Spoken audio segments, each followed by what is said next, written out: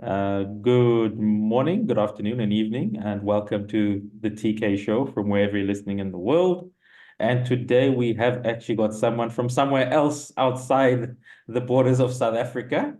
And you'll have to bear with me. It's Marianne Séverin Yes. from all the way from France. Bonjour, Marianne. Bonjour, Comment ça va? ça va très bien, merci. I see. Yes. And that is as far as my French lessons went at university. So yes, don't tell my parents that they'll be very upset Okay, about I won't. about that. But yeah, Marianne, it's so good. This is why I always say that we always know that there's a bad side towards social media. But I think this is where the positive is that you can actually get people who you would really have to literally travel to a different part of the world to meet. So yeah, so Marianne, if you could just maybe just a bit of an intro to yourself, just tell us about yourself. Where in the happy suburbs of Paris are you from? No, actually, I'm from Normandy, Rouen, where I'm on holidays now because it's summer holiday in France. Ooh, really Okay, but cold. I live in Bordeaux, in the south of west of Bordeaux, where I did part of my studies, university studies. So I'm a researcher, and the funny thing is I'm a specialist and a political analyst on a South African context, political context. Oh, we didn't know people like studying us. We are so problematic. What headaches have you learned from us? So I've been working on South Africa for 30 years now. I was really young when I started my study on the political context of South Africa. So through a master in history, I did my memoir on the Inkatha ANC conflict. Jeez. Okay, and have a master in African studies. And I did another memoir on the ANC, political consciousness, and I have a PhD on the ANC political networks. I work a lot now on human rights, especially rights to development in Africa, on the rights of people with disability. I'm working a lot with South African colleagues, especially in University of Free State, and I have a lot of friends in South Africa. And I'm a big fan of the Springboks. So, last year must have been something else. So during your election, I was follow the South African election. Okay, so I had a lot of interview about the political context in South Africa with the French media. So during 10 days, people saw me on TV, heard my voice in radio, I'm writing articles and so on. But now it's the first time I have to get an interview with someone from South Africa to try to make sense of my own political context. And sorry, I would like to have something, ask something. Could you ask to President Cyril Ramaphosa to come to France? That is, and I think many South Africans, some might say, listen, we would take President Macron on this side. So we could do an exchange if that's what you want. I'm not sure because we're just to maybe let the viewers in when we were discussing this, you were saying the same thing. You were even saying, listen, the French are going to have to learn about this GNU or this Grand Coalition because it's not a normal French thing. But at the same time, I don't know. Exactly. But Exactly. but you'd also know many South Africans would also say, look, we'd prefer if we had a president like Macron who'd make a decision, because ours does not seem to want to make a decision. So it's an odd thing. Exactly. Yeah, no, I think it's part of the oddities of politics, that sometimes, like you say, it's one thing to try and make sense of your own country, even if you're a specialist in a different field. But yeah, just maybe just your thoughts in general. I mean, like you said, you've been studying South Africa for so long. So I take it you were also shocked, like the ANC, when they've learned that people no longer are keen on I them. wasn't shocked, actually. Okay. You know, as a political analyst, I'm never shocked. Mm. Never, never. I'm a bit cynical sometimes.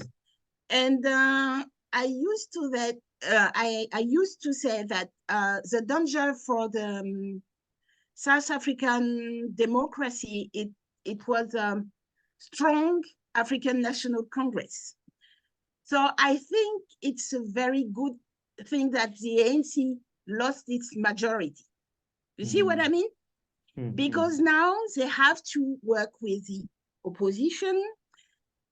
They have to be careful with this corruption tendency, Mm. because when you have a very strong political party at the government, usually people in this party tend to do some nasty things like corruption.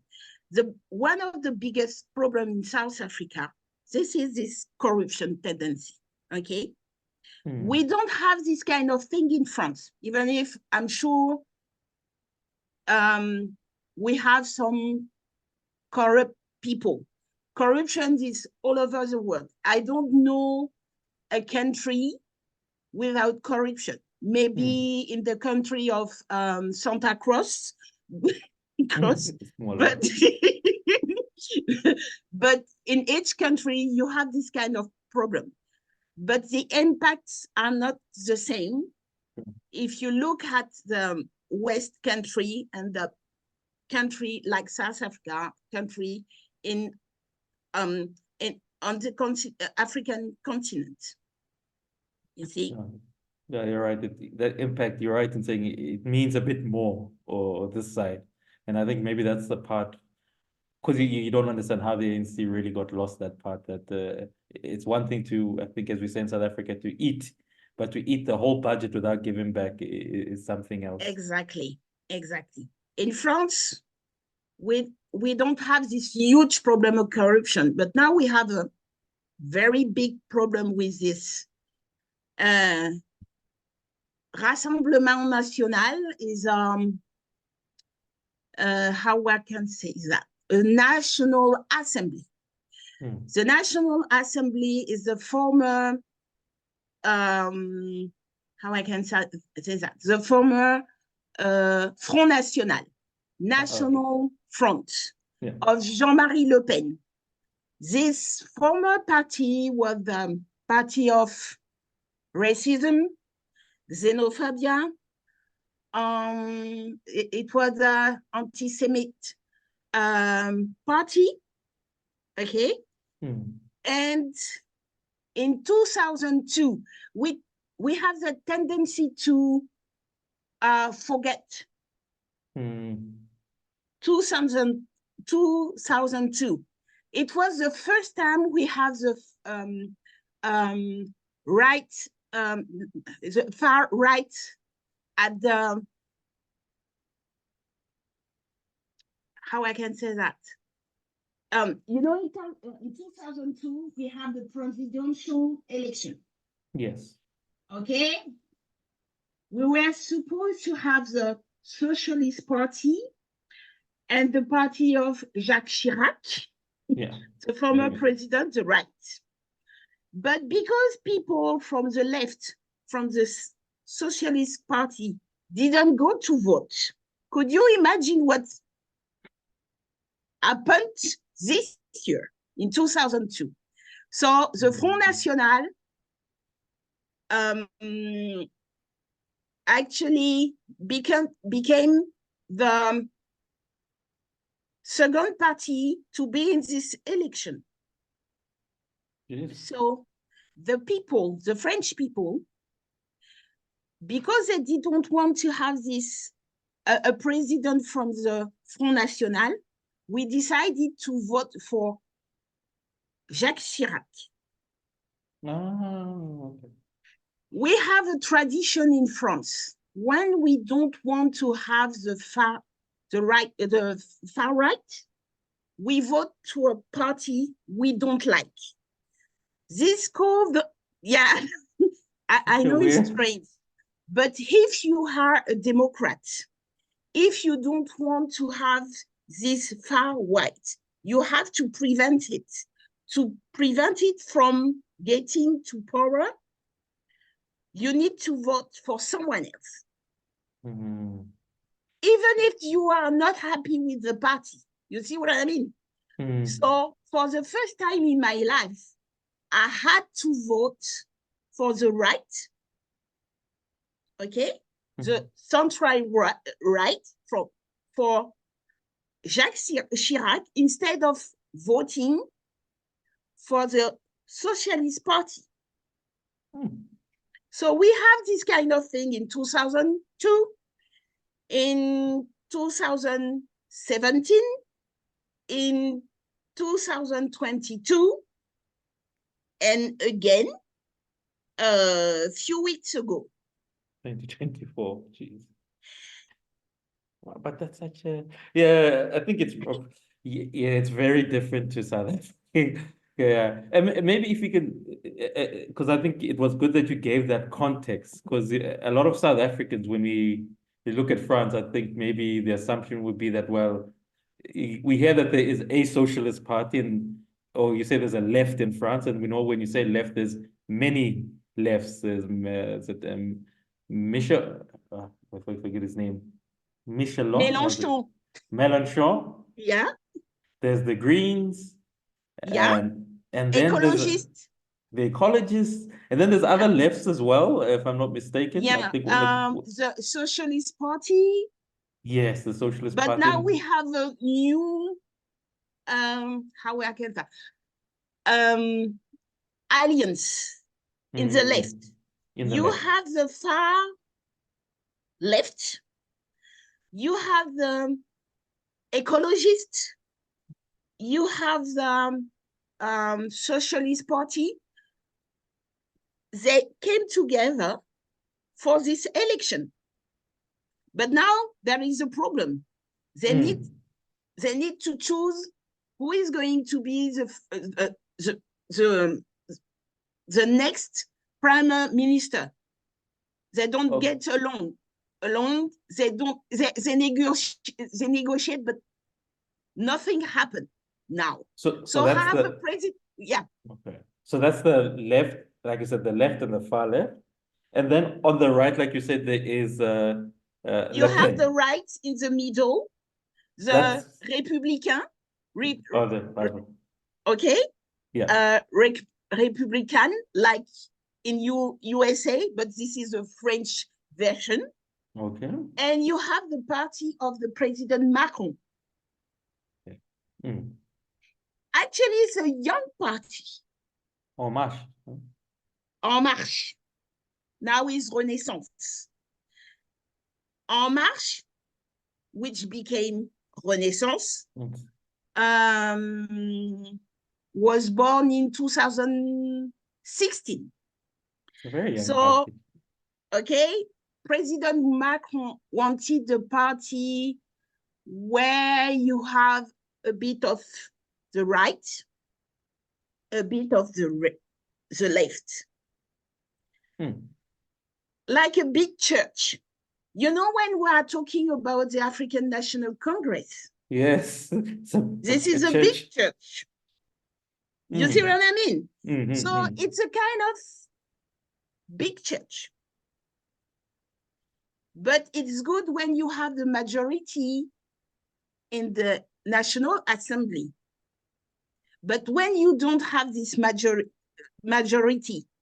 you have the politicians who are fighting because they are not okay with the president and his political decision. France is a country you cannot reform. Each time you want to do something, people go on strike, go in the street. I don't know if you remember, I think it was before the COVID. We had the yellow vest. Yes, yes. It was over farmers, right? In petrol and exactly. And after that, they asked for a lot of things. 2 years, you couldn't do anything during your weekend. Every weekend, they were in the street asking for something. We love, how I can say that? We love doing strike. We love asking something. We don't know how to negotiate. that is so. South Africans think South Africans like believe that. we like strikes, but the way you're describing it is okay. But just on that one, because I think you've done a good job explaining the left. Would you say, like you said, the broad church of homage, the Republicans and now Renaissance? And then when we mean far right in France, you mean proper far right, which is the daughter Le Pen now. But this far right is quite nice. It's supposed to be. They present themselves as very nice people. They are not racist anymore. You know, they pretend that they don't want the French exit, like the Brexit. 5 or 6 years ago, and even before, they asked to France the idea was that France should exit from the European Union. Like a Frexit. Yeah, exactly. Because we're supposed to protect our borders. We're supposed to stop the immigrants. When they talk about immigrants in France, it's not the white one. It's immigrants from Africa. But the problem is in France, people don't know about their country's history. Why we have people from the other part of Africa? Just because France used to colonize part of Africa. If you colonize a continent, a part of the continent, of course you are going to have people from this country to come to France because of the language, because of this historical relationship. And you have a lot of French in Africa. A few weeks ago, I said to someone, okay, let's say that all African people in France, or all these African immigrants go back to their own country. I do agree with that, but the French should come back to France. Being an immigrant is not only for African people, it's also for French people. But yes, in France, we don't have this kind of idea. Just on that, because you touched on a point which I think probably might shock a few people. How is it that the French don't know the history of colonialism? Because if you're from Africa, you know very well what the French have done. Is it not taught in school, or how is it? Very little. You have a very little pages, for example, in the history books. And sorry, we have a problem with our history. We don't like talking about slavery. We don't like talking about what we did wrong in Africa, even now. If you take my case, for example, I'm not born in Africa. But my ancestors were from Africa, and I'm part of the history. I'm a French citizen. I'm born in France. My parents are French, because when you talk about France, it's not only the France you see on the map. France is outside France, is near South Africa, the Réunion Island. It's a French territory. Martinique, Guadeloupe, French Guiana, near Brazil, are the French territory. You see? We are all Black, but we are discriminated against like African people from Africa or from the diaspora. But when you try to understand, to make French people to understand, they don't know about their history. I know about my history because my parents taught me about slavery, and I have to learn about colonialism. And I'm not only a researcher, I'm a lecturer. So I gave courses about decolonialism. You see what I mean? Reconciliation in Africa. So I talk a lot about South Africa. So when some people in this far right talk about the French, they talk about real French. It's the white. It's not like people like me. Could you imagine? My name is Marianne Séverin. This is a real French name. I have a strong French accent. When someone look at me, they ask me, where do you come from? In my own country. But surely, because if I'm not mistaken, the population is not mixed. Even, but it's there's mixed as well. So then how? What is the point to ask me where I'm come from? Yeah, I do agree. It's stupid, but it's like that. So sometimes I ask them if I have to call a Sangoma who could call my African ancestor to know if my ancestors are from Senegal or Ghana or what. You see? So then how? So going back, so this, like you said, the French have a habit of making the same mistake over and over. Then how does France work? Because I think internationally, because I mean, the second largest economy in the EU, the big companies, the Renaults, you name them, you have it. How does this make a cohesive society? Or is politics showing that maybe this cohesiveness is not working? Because we have a lot of socio-economic issues, like in South Africa. Poverty, people who are in the streets. We have a problem with employment. You see? The things you have in South Africa, you have here also.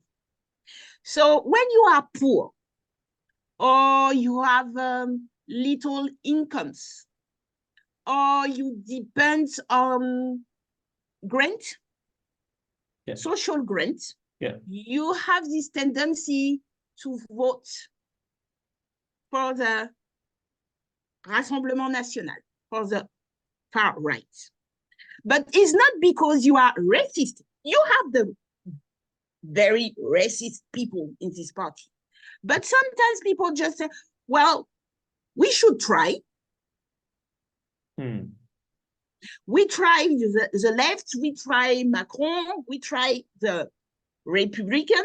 So let's try the Rassemblement National. But they don't think about the consequences. You see, this is a problem with democratic political party and populist party. populist party can tell you fairy tales. We are going to give you that and pay for that, even if, you know, your country is poor, doesn't matter. You are going, they have this tendency to accuse immigrants for the lack of job in France. But it's not true. Because a lot of business people, small enterprise, for example, small business, ask to have immigrants, you know, because some French people don't want to work.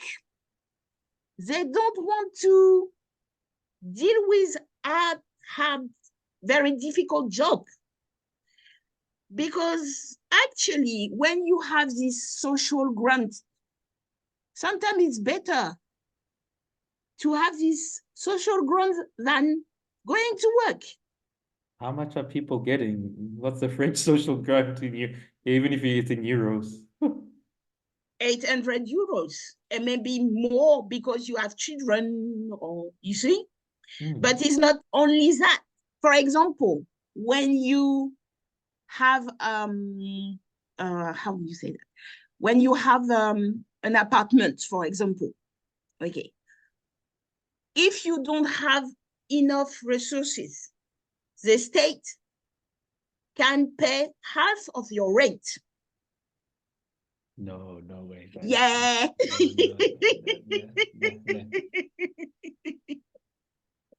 Maybe less. But we have an excellent social system in France. But because of this social system, you have less people who works like me, and you have a lot of people who depend on this social system, the health. So just to try and, so if I'm not mistaken as well, the French, before Macron changed, the retirement age in France was also 60, right? Where you could. Yeah, but because we are living older, and because we need money for this social security, you know, the health system, we need to work more, okay? And we are supposed to be unretired at 64. No, the French most of French don't want that. We like keeping our privilege. We don't want to understand that France of the past is not accurate now. We need to do something. But the French doesn't think like that. And it depends of if you are from the right or if you are from the left, from the Mélenchon party, for example. Because he says he wants to tax the rich more, and France already has one of the highest tax rates in the world. Yeah, he wants 90% or something like that. 80, 94. It's ridiculous because all these rich are going to leave France.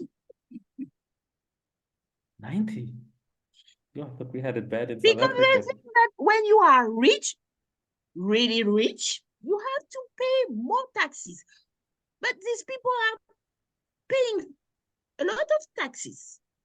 Some of them just hide their money in the, you know, in Switzerland or whatever. But usually, okay, France is not really fair with the taxes. We tax a lot. It's true. But in the same time, if we are taxed like that, it's because of our social system. We have beautiful roads. I don't know the name, autoroute, the big. Oh, highway, the highway? Highways. We have hospitals. anyway, it's not like South Africa, for example. You know, we have a kind of fair social system, but because we have a lot of debts, we need money. You cannot spend a lot of money and don't bring money in your purse. You see what I mean? This is our system in France, and we are complaining all the time. I'm French, and because I know what is happening in South Africa and the other part of the South, I don't want to complain, because actually life in France is nice. We shouldn't complain. If you're getting your rent paid, I'd also not complain. So just because I think it's beautiful that you explained that, because usually France, and I think from the outside, and I'll just say it just looks, it's one of the wealthy countries. It's always listed as one of the wealthy countries. But the structural problem which you've presented, is this what maybe brought President Macron to the fore? Because he seemed like somebody who wanted to, like, as you say, to reform the system. How is it that, so why is the system rejecting him now if he wants to reform? Like you said, because it's President Macron. Okay, he's young. He's young. People are going to tell you he's quite arrogant. The son of Jupiter, I think that's the term they use. Yeah, okay. He doesn't speak like everybody, or sometimes he just says something and people are hurt. But when listen to it, I say, okay, he told the truth. At the same time, the media, you know, I like doing comparison with the South African media and the French media, and prefer your media. Oh, okay, please explain. Because the South African media are fair. The French media are not always fair. Everybody is very surprised to see this Rassemblement National so high. Is because of the media. I give you an example. Could you imagine people in the village in France, in the countryside, there is no Muslim, no migrants. People are going to vote for this party. They don't know anything. Just because they watch TV all the mainstream media. And there is a media called CNews. The head of this media is Vincent Bolloré. You know who is Vincent Bolloré? No, you don't know him. Vincent Bolloré. He's a French businessman who was very involved in the French-speaking African countries. He had a lot of money in Africa, like Cameroon, Benin, and so on. So he made his money in Africa. But in France, he has a media. He bought a media. And when you watch the program, when you listen to the journalists, they are talking about migrants all the time. They are talking about Muslim like they are devil. This is xenophobia, racism. I mean, if you look at the French television, usually you don't have, they don't show you Black people who are doctors, academics, you know, people who are well, you know, have a very good job. Yeah. No, it's better to show the negative side of the migrants. When they try to explain something about Africa, is all the time in the negative way. Mm. Mm.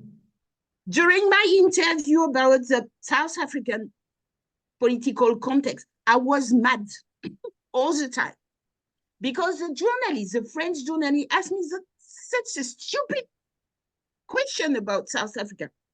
When I said that, well, South Africa is a real democracy with its own issue, socio-political issue, they don't want to believe me. Which world are these people living in, you ask yourself? But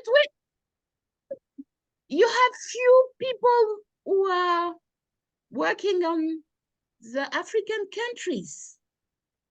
And regarding South Africa, if you don't understand English or you don't speak English, you cannot understand what is happening in South Africa. Yeah, they know Nelson Mandela, sorry. Yes, everybody knows. Yeah, no, Yeah. but it's quite interesting because I guess maybe the France we see, I guess, and you're right in saying, look, France and South Africa, we also would not pay that much attention. I think we paid attention because I think economically, the big companies that are here, those are the ones that we know. But from what you're describing, can France reform? I mean, you can't keep, because again, you explained it well. It's insular. It looks very inside. Yeah. But it would seem as though if the economy must grow and these companies, like you said, must come out, Yeah. they can't keep saying, listen, we're making our money on the continent, which we don't know about. Because I'm sure that's part of the rejection when you look at West Africa and what's happening with the young generals. So how much longer can this system work? Because again, it's the second largest economy in the European Union. So I guess it's not far to say that the European Union cannot work if France doesn't work. But from what you're describing, it seems like it's some sort of how do I put it? Because I know you're on the Fifth Republic, if I'm not mistaken. Yeah, exactly. And the Mélenchon wants is a Sixth Republic. Don't ask me about it. I don't understand his concept. But anyway. Yeah, but I'm saying this doesn't seem like it's a system, a sound system. How much longer can it go on like this? Because you can't I don't keep. know. I don't know. The only one things I know. One day we are going to have Mrs. Le Pen as a president. I'm sure of that. You know, I told you a few months ago, I was in South Africa at the University of Free State. Yes, yes. And I was invited for a conference and for as a guest. And I had to talk to master students in law. So at the beginning, I was a bit shy because as a French citizen, I wasn't sure that people would accept me talking about the political context of South Africa. Okay. So, and I talked to the so-called born free for the first time in my life. So I told them, yeah. So I asked them, who is going to vote? They answer me, one of the students told me, I don't want to vote. So I explained to her that it's really important to vote. And in my country, we have problems to go to vote. For example, in June, we had the European elections. Yes. This is because of these results that we have this political crisis. 51% of people in France didn't go to vote. So if you don't go to vote, but you have a populist party leading the election, okay? So I told the South African students, we shouldn't take our democracy for granted. And I even told them I might have to leave my own country in 2027, because I don't want to live in a country with a I even can't. The other Marianne. Right. You see what I mean? Mm. And I'm French, but because I'm Black, and because, you know, it was horrible during the campaign before the first round.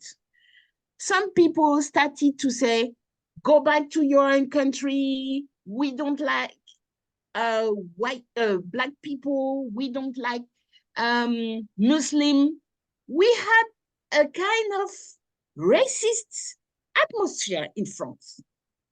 I cannot live in a country like that, even if I'm French. But someone can hate me just because I'm Black. Is this, like you said, you explained how even rural people who don't meet Muslims or even meet Black people, they don't. So even in what you call the metropolitan of France, No. Usually they don't want to. People who are very educated don't vote for this party. But now we discover that young people vote for the Rassemblement National. But you are supposed to be open-minded. But because these young people cannot find a job, they want to try this far-right party. We don't have this political consciousness in France. In your country. Weird. It's weird because France is the home of philosophers, and what happens to that? South Africa is a young democracy, you see? So I think it's because of that, because you want to keep, after 50 years of apartheid, you want to protect this democracy. But I have a very old democracy, but we forgot that during the Second World War, we have a big problem with Hitler. France was, you have two fronts between 1940 and 1945. The front of the Général de Gaulle and the front from another, I can't remember his name. Anyway, you see, I mean, France is not a very simple country to understand. So when people are very, when people were very happy because, well, the Rassemblement National lost, but okay, I'm happy. But I know that one day we are going to have this party. And we are going to have a president from this party. So it's almost like an inevitability. Yeah. This is the problem. So I guess if you're saying it from what then does that look like for, let's say, if you have to bring it out a bit more, what does that look like for the continent if Marine Le Pen's party takes over? What are their ambitions? What is their foreign policy? Because surely hopefully they're not going to want to recolonize us. We don't, no. We don't understand anything. I think that foreign policy is to be stand by Putin, for example. Okay, so we have a big problem. I can understand why South Africa, well, sorry, the African National Congress is quite close to Russia. But in France, I don't understand, especially this party.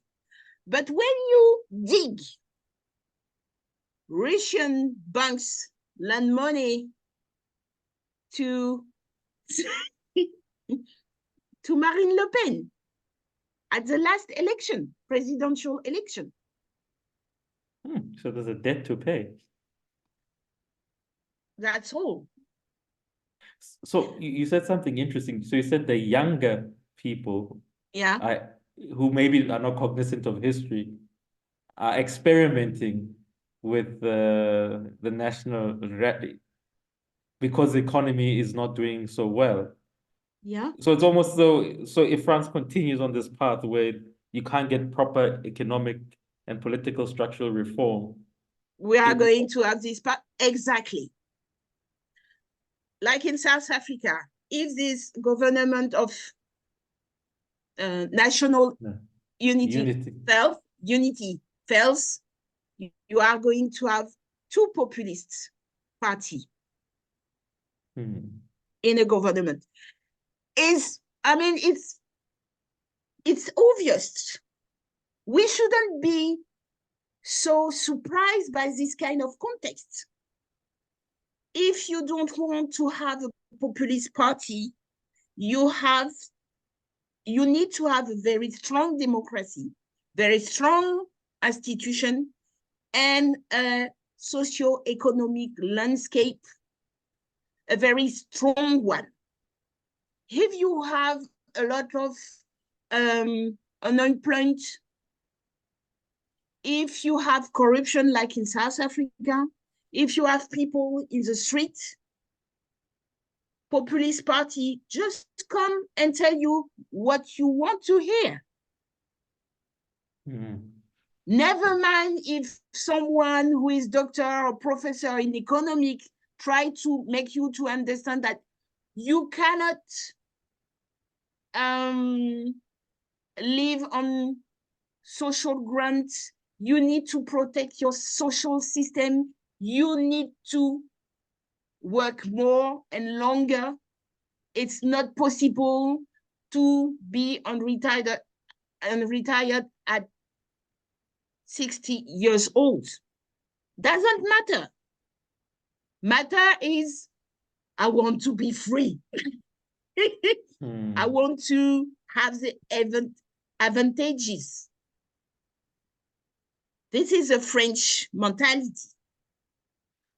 But it's quite strange because even I think the national rally, as you've said, but this move of the right seems to be sweeping across Europe. I mean, the German, when I was in Germany, the Alternate for Deutschland, AfD, they look to be doing well. I think many parts of, obviously we won't speak about Hungary and those places where it's become more natural to be right.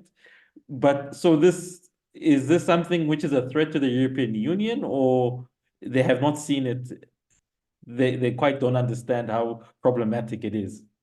If people, especially in European Union, speaks again and again about immigration, you are going to have this kind of problem. If they don't, I don't like the word help, but anyway, I'm going to use it, help the poor country in Africa, but in an intelligent way. You are going to have this problem. When you are poor in Africa and you think that in Europe it's better, what you are going to do? You are coming to Europe, like people from Zimbabwe, because their situation is so bad. They want to come to South Africa. We have the same problem here. So this populist party use immigration in their discourse. This is why you have xenophobia, racism, and we have terrorist attack. So when you talk about Muslim people in France and in Europe tend to think that all the Muslims are terrorists. It's so stupid, because the Muslims who were engaged in terrorism in France, they are French. Citizens, proper citizens. Yeah, of course. Religion is not, how you say that, nationality. It's just a religion, you know? But I think we don't have this inclusion that President Cyril Ramaphosa talked about. We don't know the word inclusion in France, or we don't want to know. You have people who are very open-minded, and other, they have a kind of idea about being African, being Black, being Muslim is like something bad, like in United States. When you listen to Donald Trump, for example, when he used to talk about people from Mexico, it wasn't in a nice way. For him, there were murders, thieves, and whatever. We have the kind of the same discourse in France. But the funny thing is you have Muslim and Black people who vote for for this far right. What is the reasoning for it? I try to understand. I still try. Yeah, they are not racists. I don't know. Maybe they believe in fairy tales. I don't know. I can't understand. They just said, no, this party doesn't use racism, or has a tool, but is not true. Is not right. Is not true. Because I on TV and even on Facebook, I told you at the beginning, we heard a lot of racist comments. Go back to your own country when you are French. Which country? It's a different one, hey? It's a very different. But I think there's a point at which you raised, because I think it is something even South Africa does struggle with, which is as we said, that it's not help, but it's almost helping yourself by making sure that the conditions are there. And I guess maybe this is a point where if you speak to many South Africans, might not know much about France, but the history of France on the continent is very, very well known. And there's a question, which is to say, the fact that there's such distrust among many African countries towards France, would they be welcome to say, listen, let's actually meet? And like you said, no one wants to leave home. No, as a South African, I don't want to. I like to travel, but I don't want to leave South Africa. But then there's a question of how do you do it? The same thing with Zimbabweans. I think where I always tell people, say, look, maybe the problem South Africa is, and maybe our foreign policy towards Zimbabwe has been bad. Exactly.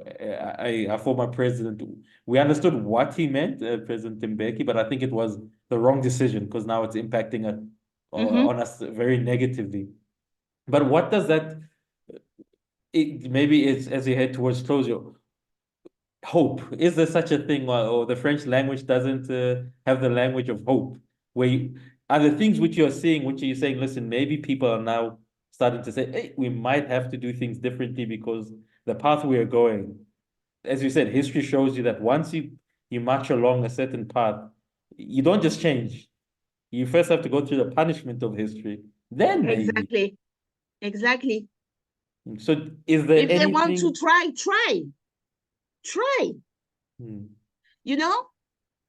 Between the first and the second runs, I even say, if you want to try this party, go on. In 3 years, this country would fall apart. Because they are not competent. They're supposed to be competent. I was with my colleague, academic colleague. We were so afraid, worried about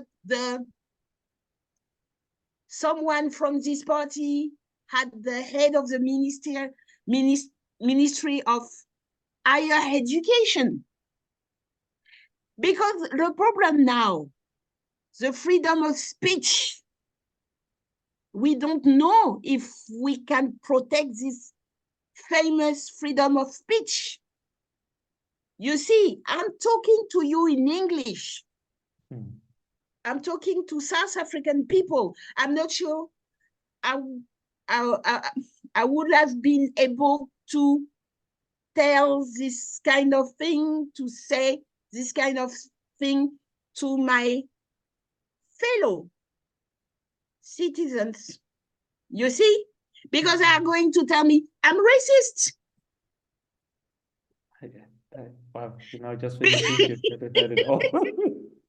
You know, in South Africa, you can talk about being black, white. It's not a problem. In France, don't talk about that. It's not political.